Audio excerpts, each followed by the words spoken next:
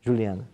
Em algum momento, a igreja adventista ou alguma igreja, ela pode excluir algum membro da igreja ou por mau comportamento, por alguma condição? Em Existe? qualquer momento. Não em algum, em qualquer momento. Se você ler as orientações que Paulo dá para a igreja, Paulo diz que a igreja tem que lidar com as situações. E Paulo critica severamente porque lá em Corinto tinha até casos de incesto e a igreja não fazia nada. Então, a igreja tem que lidar disciplinarmente com os seus membros. Nós, quando nos batizamos, nos tornamos membros de uma sociedade. Você assina um documento que a gente chama de ficha batismal, dizendo crer nessas coisas que a igreja ensina. Agora, quando você, então, comete um pecado, e aí temos que fazer a diferença. Todo pecado é ofensivo a Deus. Agora, tem pecados que trazem opróbrio e escândalo. E tem pecado que ninguém fica conhecendo, senão o pecador. Então, quando o pecador, quando o membro da igreja comete um pecado que traga escândalo, opróbrio à igreja, aquilo se tornou público, a igreja lida publicamente com o erro dele. Mas E aí, Jesus tinha esse comportamento? Jesus não teve esse comportamento, porque Jesus não lidou com uma igreja organizada, com membros frequentando. Isso quem fez foi Paulo. Então, essa orientação parte de Paulo. Então, é Paulo que nos orienta que a igreja tem que tratar com aquele que está em falta. A igreja tem que chamar a atenção dele. Jesus também diz que nós temos que chamar a atenção. Mas Jesus não tratou da questão de disciplina eclesiástica. Quem trata é Paulo. Então, a nossa base para tratar disciplinarmente é o apóstolo Paulo. Agora, essa disciplina, ela pode ser uma disciplina de censura por 1 mês, por 3 meses, por 6 meses, por 9 meses, por 12 meses, ou a remoção do nome da pessoa de rol de membros da igreja. Isso não tira a chance da pessoa de melhorar, de se redimir? Eu Ficar acho do que lado de ajuda a fora? pessoa. Porque se a pessoa não souber que ela está em erro, ela vai continuar no erro. Se a igreja não disser que você está sendo disciplinado porque você agiu errado, ela vai continuar sempre agindo porque ninguém fala nada. Então é assim que você mantém a decência e a ordem dentro da igreja. Se não houver disciplina para os pecados públicos que trazem escândalos para a igreja, o que é que vai acontecer com a igreja? Não, todo mundo vai fazer o que quiser fazer, vira uma tremenda anarquia e não existe regra para nada, não existe lei para nada. Então a igreja é uma sociedade. Vou dar um exemplo. Na sua cidade tem lá a Associação do Banco do Brasil?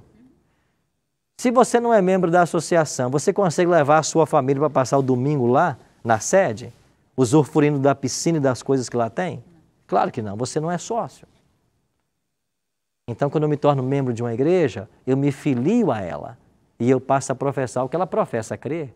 E se eu não creio como ela crê, ou estou fazendo coisas que ela não orienta a fazer, eu tenho que ser disciplinado, eu tenho que ser orientado.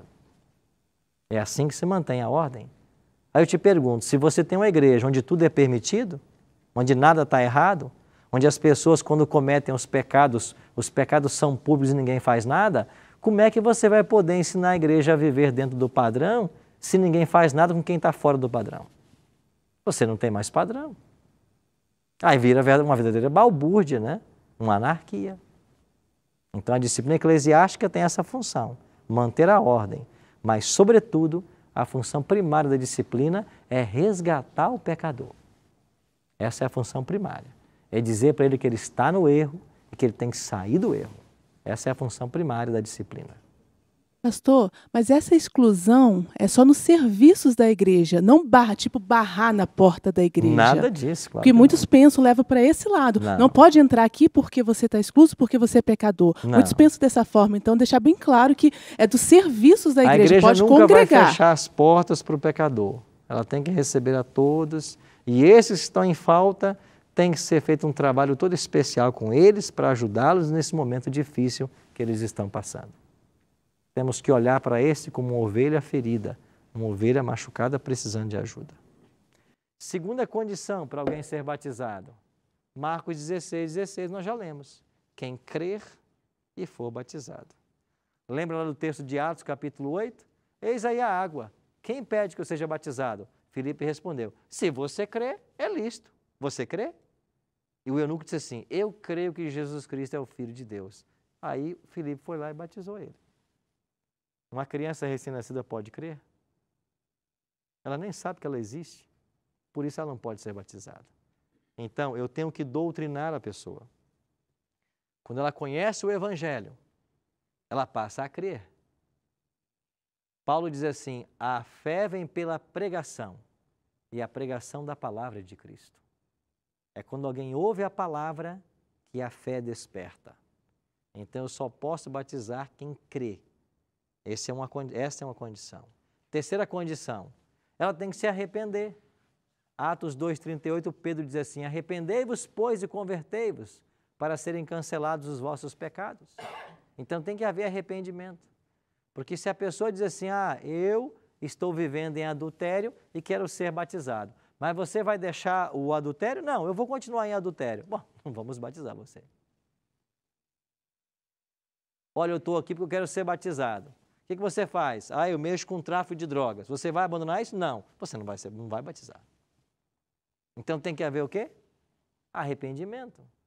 Então, se eu sei que eu estou fazendo algo errado, eu tenho que me comprometer a parar de fazer aquilo. Então essa é a terceira condição. E uma criança tem que se arrepender também? Porque vocês não batizam até uma certa idade. Até uma certa idade. Mas a partir de que idade, mais ou menos, batiza? A gente pensa que uma criança de 8, 9, 10, 12 anos, ela já tem consciência da sua pecaminosidade. Uma criança de 8 teria que se arrepender. Claro, normalmente. Certo? Quarto ponto. Tem que haver uma conversão. A palavra conversão tem a ver com você assumir uma nova direção. Você está indo numa direção, a partir de hoje você vai em uma outra direção. Isso é conversão. Certo? Assim, essas condições preenchidas, nós podemos então batizar a pessoa. E quando alguém é batizado, o que acontece com ela? Paulo diz assim, assim, se alguém está em Cristo, é nova criatura. As coisas antigas já passaram e eis que se fizeram novas. As coisas antigas passaram, uma nova vida. Paulo continua em Gálatas, porque todos quantos fostes batizados em Cristo Jesus, de Cristo vos revestistes. O batismo é um revestimento de Cristo. Ou seja, é o ponto de iniciação da nossa experiência religiosa. É o começo. Algumas pessoas acham que o batismo é a linha de chegada e querem resolver todos os problemas da vida para então ser batizado. O batismo não é linha de chegada, é uma linha de largada.